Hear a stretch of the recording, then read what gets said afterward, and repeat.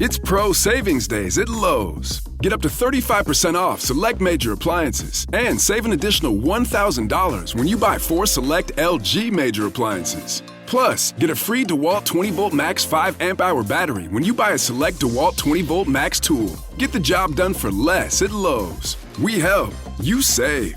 Valid through 9/26. Selection varies by location. While supplies last. See associate or Lowe's.com for more details and qualifying items. I thank you very much for tuning in to That Will Never Work podcast. So, what if your biggest failure wasn't meant to break you, but to build your next level? Today, Devan Gonzalez joins me to share how failure can be the spark for your greatest transformation. We'll talk about it right after this. Educate, empower, enable, impact. Thank you for tuning in to That Will Never Work, an award-winning podcast where we share inspiring information and personal experiences related to business and the entrepreneurial journey from those who are leaders in their respective field. Now, here's your host, author and business coach, Maurice. I thank y'all very much for tuning in today. So, I can give you all of Devan's background. You know, his story really fits with That Will Never Work because his parents didn't believe him in starting his companies and things like that. But we'll get to that in a moment.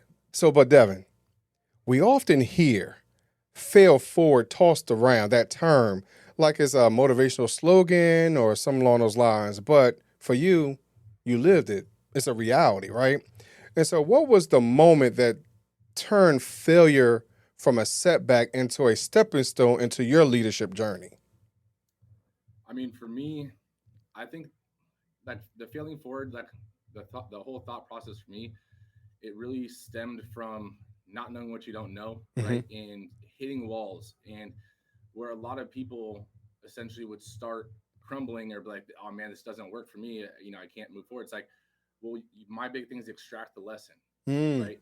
And that's what failing forward is, right? And I only use like that phrase, that failing, because people use, you know, I failed, I didn't succeed. But at the end of the day, it's really, you just learned a lesson, right? Now you are a little bit better than you did the last time you tried it. And for me, especially in like leadership, I was a solopreneur before I was a business owner. I know, you know, and for me, there is a differentiating factor in that of having a team, not having a team. And when you wear all the hats, you have no one to blame but yourself. Right. But then all of a sudden you get a team, and now you think that now you have a team, you can shift the blame. But guess what? If the team doesn't succeed, it's still on you. Right. Right. So there is still no one to blame but yourself. If they don't succeed, it's because you didn't teach them right. You didn't give them the tools and so forth. But that was the big learning curve for me, was learning to lead better and analyze and take a lesson from each day. Whether it was a failure or not, there's a lesson in every day, and you can extract that if you just think about the past conversations, think about, you know, what interactions you had throughout the day. I guarantee you'll learn one thing that you can use for tomorrow. So there's something that you mentioned, right? You know, you talk about being that leader and managing your partners, your employees, even people that you might outsource to, whatever it might be, and in managing them, and they may not have lived up to your mission, your vision, you know, the desired outcome or whatever it is. But sometimes we're not clear on that ourselves, right? And so how important is that because you touched on it real quick, how important is it for us to take accountability in a situation like that, especially if we didn't know about it beforehand? I mean, I think accountability is everything. Like I accept mistakes from my team, from my franchisees. Like, mistakes are going to happen, but I don't accept excuses, right? So that's the big thing, is like, if you take accountability for the mistake, then that means you're acknowledging that you had an accountability factor in that mistake, and now we can move forward with it, right?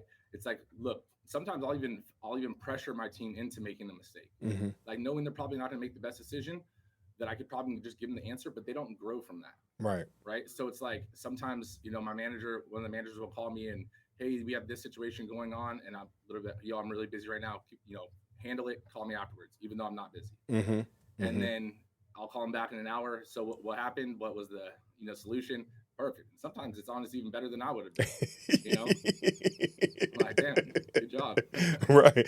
But see now, there's a few parts that I would like to pull that apart a little bit. So in that, the fact that you followed up, some people might look at that as micromanaging because they feel as though they might not have space, right?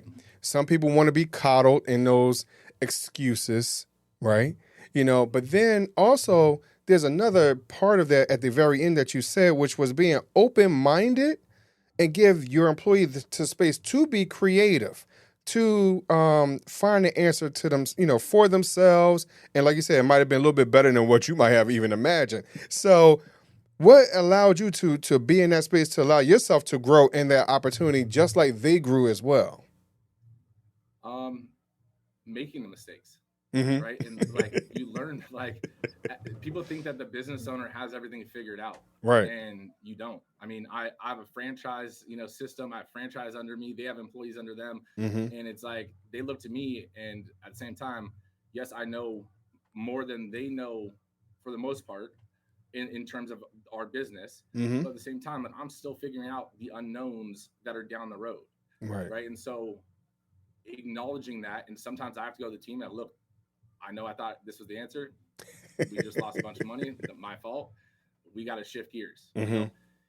But micromanaging for me is like there's a fine line, because if someone calls you and one of your team, one of your staff, and you tell them handle it, I'll give you a call later, and you don't call them, then at the same time it gives that feeling like you don't really care, right? So if I tell you I'm going to call you, like you better get that call from me, right? But at the same time, it's not so much like a hey, tell me everything you did, and it's hey, is everything all right? What happened, right? And kind of being there as that support, and in, making sure that they feel encouraged, they feel empowered, especially at the manager level. I have had, when I was a personal trainer, the solopreneur side of my life, right? Before opening the business, was I had business owners as clients, and some of them did micromanage, and it was like every little thing. It was like that people were asking them, and it was like, dude, that I've heard the same question from like the same employees day after day. Like I could tell them the answers. I was like, why are they asking? And he's like, well, they have to get my approval. I was like, it's the same thing every single day.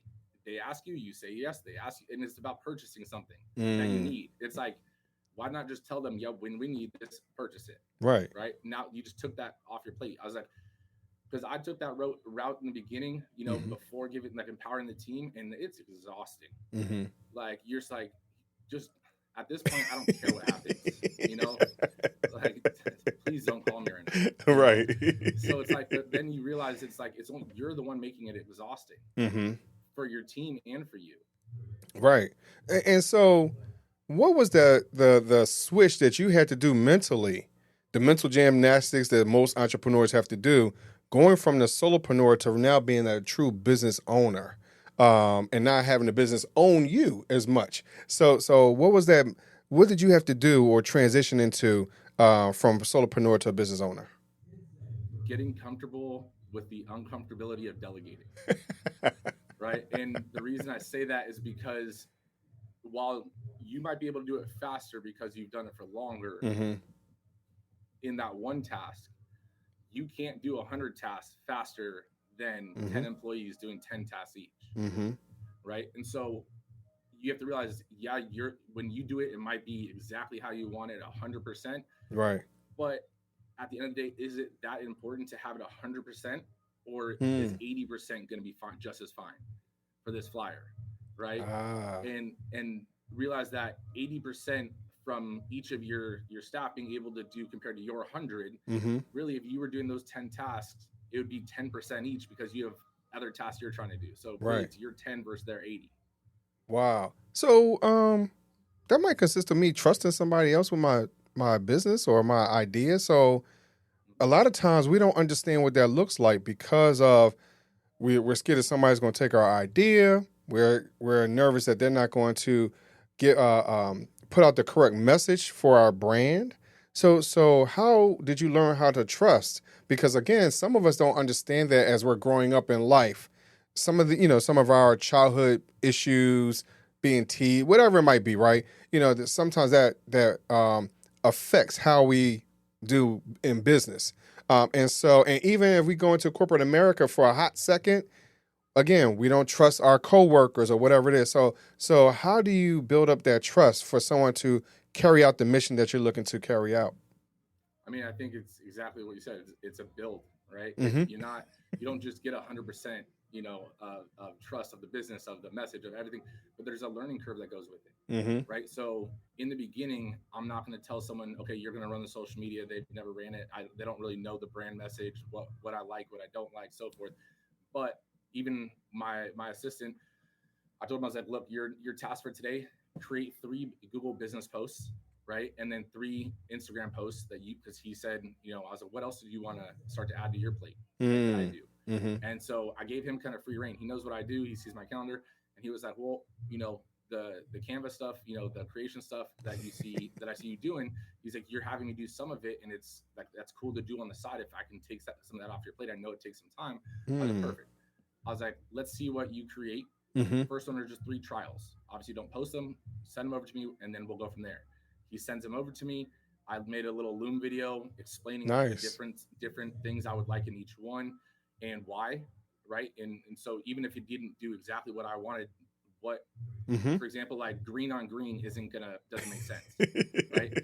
So it's like those kind of things where, sorry, no, you're good. Where it's like you have to teach them so that they get better at it. You didn't start off at the level you started off. Mm-hmm. You made the mistakes. You got better at each task that you did as well. Right. The same thing is going to go for them. So it goes into every level. I mean, my general manager has a company credit card, right? Mm-hmm. And it's like, when we need inventory for supplements and all that kind of stuff, place the order. It went well. All of a sudden, we got supplements that I was like, okay, hold on. I was like, explain your thought. I didn't get mad or anything. I was like, just explain your thought process on this, please. Mm-hmm. And it was mainly for like the flavors on, like, you ordered, I think it was like peanut butter protein or something like that. And I was like, all right. Then it was like peaches and cream, and I was like, did someone want this? He's like, no, I just thought it'd be good. I was like, all right, moving forward for flavors, if we don't know how the flavor is, let's order one. Let's test it. We can hand out samples. If it's good, we'll order more. You ordered 10 of each. Right? Now we gotta sell these things. Right. And then, or like another one, you have to order it in a minimum quantity of 6, and it was one person wanted it, and it was like, you realize this is a supplement that doesn't move like that. And now we have 5 sitting on the shelf that we have to get creative on how to sell this. Right? So it was like, but it was a learning curve for him. So now he's like, now he takes another approach, and he's like, okay, cool. There's a new flavor that came out. I ordered one. I'm like, all right, cool. Like, you don't have to tell me each time. So now he doesn't tell me they come in, and then he makes samples and, hands it out. All of a sudden the next order has, 10. And if I didn't notice the first time, I'm like, hey, why did you order 10 of that? He's like, we already did samples. Everyone loves it. We already sold 5 of them. I'm like, perfect. Awesome. Right. Cool. So it's like those kind of things, giving them that power and teaching them the why behind, not just like, hey, this is how you do it. It's like, this is how you do it, and this is why we do it that way, because sometimes they'll even have a better way of improving it. Right. Like, okay, I see why you want to do it that way. What if we did it this way? And I'm like, actually, that takes away 2 steps. And that makes way more sense. You're right. Let's do it that way. Try it. Nice. I mean, and so as I'm listening to you, I'm like, wow, Devan, like it would be great to work underneath of you, because you allow the opportunity for people to grow, right? And a lot of times when we're in corporate America or trying to start out, whatever it is, we're holding on too tight, and we don't allow that space, because you're giving them breathing room. And even if they mess up, they're not going to huddle up in a corner and be like, oh, he's going to chastise me. You don't give that feeling, and I think that allows that individual to grow and to blossom, because before you know it, even if you have, let's say, 10 franchisees right now, before you know, you might have 1,000, because you have no idea how that person, like, hey, we can now move this thing forward, and how energized and how invested they are into what you're putting together. Exactly. That's my whole thing. Even with my staff, my franchisees, is my staff. I want them to grow with me. So what I ask them, whenever I hire them, like, what is your 5-year goal, 10-year goal? Like, what is your dream job? Mm-hmm. Right? Because I want to know what their dream job is. So as the company grows, I can create their dream job within our company. Mm-hmm. Right. And so that was always my goal for my staff. But for the franchisees, there's certain requirements, and then there's a lot of flexibility. Mm-hmm. So, like, for example, like we have our wall designs, which are abstract triangles, and they're all super crazy, and so it looks cool. But at the same time, for each location, that has to be one of the walls or a piece of the wall, and then there's customization through it. So I was on the phone with my Texas location, and they sent me a drawing, and I was like, all right, we gotta explain this a little bit to me because I'm not really getting it. Mm-hmm. And so we hopped on a Zoom call, for about an hour, going back and forth between the designs, trying to understand what they really wanted. And all of a sudden, I was like, okay, what if we do it like this? And then feedback, and Right. well, that looks amazing. And so now they have their own custom wall. They have more buy-in to it. Mm-hmm. My location in Port St. Lucie that should be coming on, they wanted to add like kids club to it. And I was like, honestly, that was actually in my board to for the next corporate location. Nice. If you guys want to run that, we can start that early. You guys be the first ones with it. Nice. So like there's customization to each location with each franchise. Like the brand message stays the same, the program itself stays the same, but then a lot of the different things can be customized because it's your business. Like I'm empowering you as a business owner. And I think some of that as well, as I'm listening to you, you start. I'm gonna use the reference of you talking about different locations, but sometimes just the individuals, we don't always understand the culture, the community, the people that they touch and they are around, and that has influenced them, that can help build your business to be something bigger and greater. So just like you said, for that one franchisee that talks about, hey, you know what? I need to jump into the kids section right now because I'm helping out 30 parents that needs after school care, whatever. I'm just using it as an example, right? Or idea, and so we don't always take into account what that other person brings to the table because we get so laser focused on what we want to do, and I think that's something that we need to understand as we're bringing on more people, as we're outsourcing whatever it is, that we need to understand or try to get a better understanding of who we're working with and who we're communicating and providing services to. 100%. That's my thing is like, as a business owner, you should have an open door policy, right?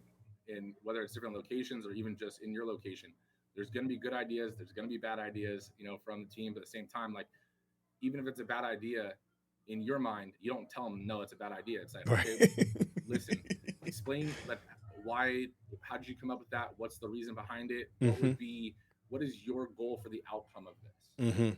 Right. And then once they explain it, you go, okay, I see where you're going with it. I don't think that way is going to be the best approach, but let's figure out, I do like the approach. Let's come up with another aspect of it. Let's kind of mold it together, and then you can, finalize it and bring it back to me.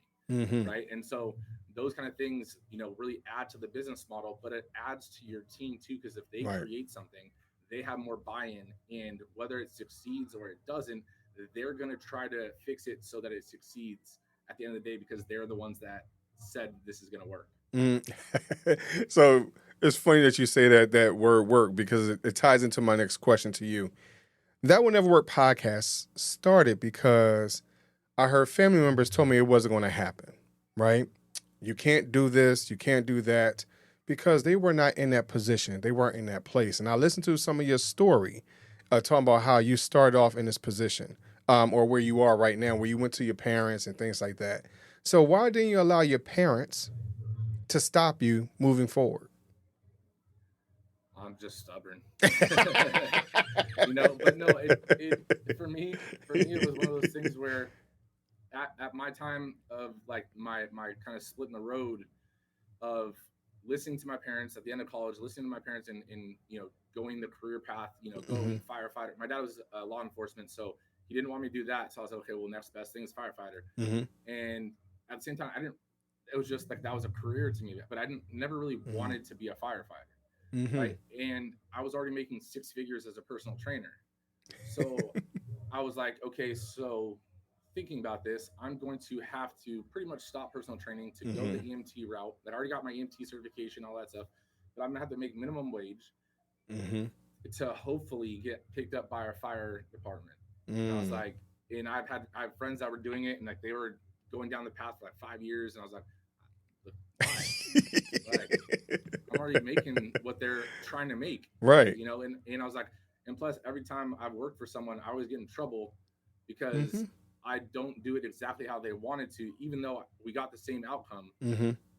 And so most of the time I was getting a better outcome, but since I didn't say their script or whatever, because I was like, I just think I'd be better at creating, and I've always wanted to do this. And I was like, if I don't do it, I feel like I'm going to regret it. So it was like, what's the worst that's going to happen? It doesn't work, and then I go back to the firefighter route. Right. You know, so that was my kind of split in the road.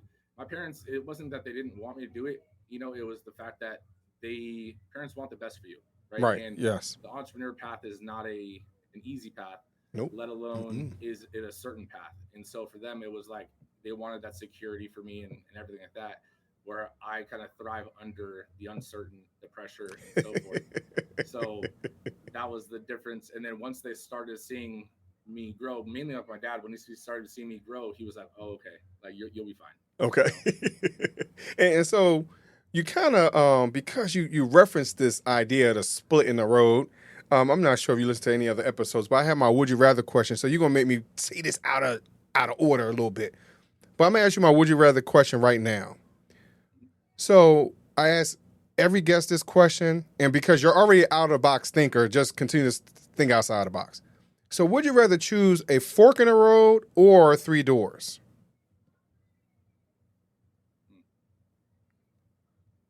To me, I think they're the same. Right? Wow. Like, you know, it could be 3 boxes, it could be 3 doors, 3 forks in the road at the same time. Like, yeah, you might be able to see a little further if it's a fork in the road, but can you really? Right? Like, you open up a door, you don't know what's behind it, but you also don't know what's a mile into each road. Right? So for me, they're both the same, and you have to realize that your reality is just that. It's yours and yours alone. You shape your own reality. You shape your own perception. Like reality is essentially perception of your past experiences, your current experiences, and so forth. So whatever door you open, whatever road you take, doesn't mean that door wouldn't have led back to door 1 or door 4, right? Or door 3, or the roads don't meet at a certain point if you wanted them to. Wow. I don't know why you just simplified it, bro. Like, no, but I agree with that because I think that there's no wrong way. I don't think that there's a wrong answer because evidently it was meant for you to take that path, no matter what the situation is. You're going to still, in my opinion, I think you're going to still end up with the same outcome.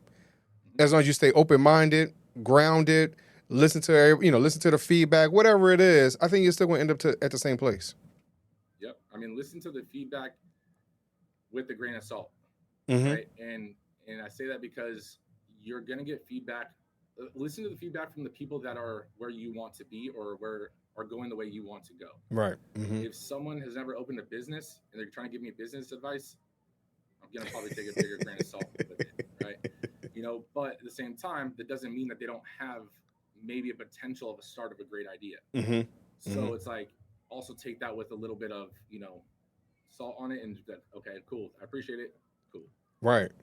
So, for those individuals that are listening today and they need somebody to talk to listen to whatever it is, whether it's, reaching out to you, Devan, listen to your podcast, so where can they find you and get your content? So, I mean, pretty much all my social medias and everything are just, Devan, Devan, and then Gonzalez. Or you can just go to, I made it kind of easy, just my website, devangonzalez.com, which is pretty much just all my social medias and stuff. But either way, I mean, reach out to me. Easiest place is Instagram. Send me a DM. I'm always happy to give advice, help any way I can. My number one core value that's even in my gym, my franchise is having a positive impact. Nice. I think that's what legacy is just the impact that you've had on lives. Nice. So because you made me ask the question earlier than I expected, Devan, I'm going to ask you my secondary question I ask guests as well. Just a fun way to end off the show. So if you could choose anyone in the world, dead or alive, to sing a duet with, who would it be? Interesting. Dang. Stumped you a little bit. I'm trying to think of singers right now.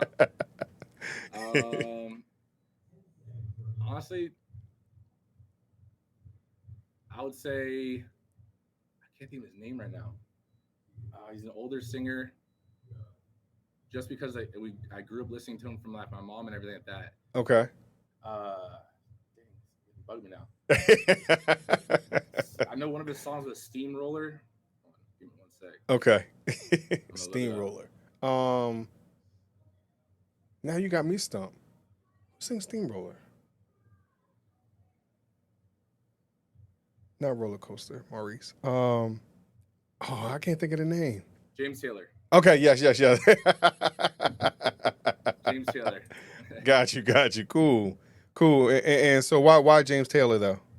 Just because, I mean, it's one of those, like, growing up, we listened to it so much, and just that the music I kind of listen to, obviously when I work out, might be a little faster paced and stuff, but actually when I listen to, music, my wife makes fun of me because like, I'll listen to country, I'll listen to stuff like James Taylor, and it's not super motivating or anything, but that's also my mind kind of gets to relax. My ADHD is only kind of at rest when I'm working out.